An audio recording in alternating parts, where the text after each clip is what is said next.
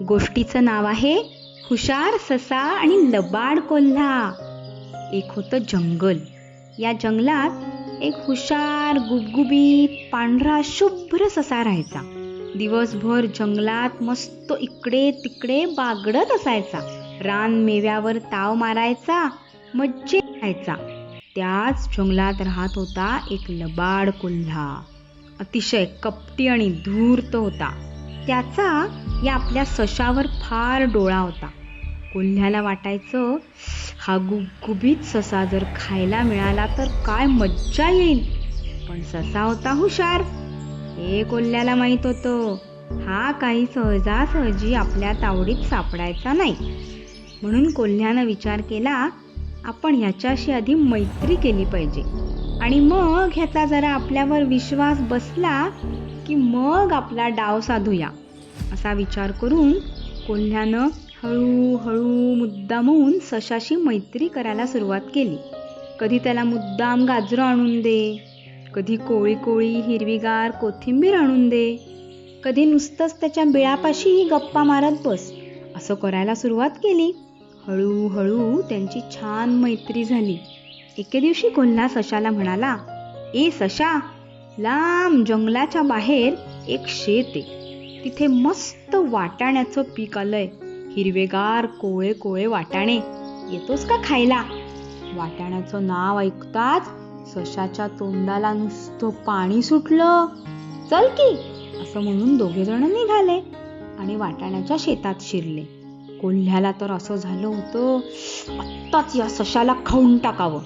पण त्याने विचार केला की भरपूर वाटाणे खाऊन जरा ह्याचं पोट भरलं की हा सुस्तावेल आणि मग त्याला जोरात पळता येणार नाही. मग आपल्याला त्याला लगेच पकडता येईल. आणि म्हणून त्यांनी सशाला भरपूर वाटाणे खाऊन दिले. आणि पोट भरल्यावर ससा म्हणाला, कोल्होबा, मस्त होते ओ वाटाणे, चला आता जाऊया. असं म्हटल्यावर कोल्हा हसायला लागला. अरे सशा, मी तुला फसवलंय, आता मी तुला खाणारे. आपला ससा क्षणभर दचकला, पण त्याला कोल्ह्याची लबाडी ठाऊक होती. म्हणून त्यानं आधीच एक बेत रचून ठेवला होता. ससा म्हणाला, कोल्होबा, मीच तुला खाणारे. हे? कोल्ह्याला आश्चर्यच वाटलं. तो म्हणला, हे काय नवीनच? सशा, तू कसला मला खातोयस? ससा म्हणाला, ए, मी काही ससा नाहीये, मी आहे एक जादूगार ससा. कोल्हा म्हणाला, जादूगार ससा म्हणजे काय? मी खरं तर सशाचं रूप घेतलेला एक वाघ आहे. मला तुला खूप दिवसापासून खायचं होतं, म्हणून मी त्या बिळात सशाचं रूप घेऊन राहत होतो. मीच तुला खाणार. कोल्ह्याचा काही याच्यावर विश्वास बसेना. तो म्हणला, चल चल, बंडल मारतोस, खोटं बोलतोस. ससा म्हणला, तुला खोटं वाटतंय का? कोल्हा म्हणला, हो तर तू खोटंच बोलतोयस. ससा म्हणला, एक काम कर, डोळे बंद कर आणि 1 ते 10 मोज.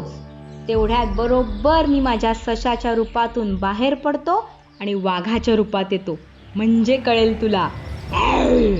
असं म्हटल्यावर कोल्ह्याने डोळे बंद केले आणि आकडे मोजायला सुरुवात केली. 1, 2, 3, 4, 5, 6, 7, 8, 9, 10 असं म्हणून डोळे उघडले. अरे च्छा, कुठे गेला हा ससोबा? वाघ होणार म्हणे, खोटारडा कुणीकडचा. ए ससोबा, आहेस कुठं? पण ससा तिथे होता कुठे? तो तर धूम ठोकून कधीच जंगलात गायब झाला होता. आपल्याला सशाने फसवलं हे कोल्ह्याच्या एव्हाना लक्षात आलं. पण आता गप्प बसण्यापलीकडे त्याच्याकडे काही पर्याय नव्हता. एवढ्या दाट जंगलात गवतामध्ये सशाला काही शोधता येणं कोल्ह्याला शक्य नव्हतं.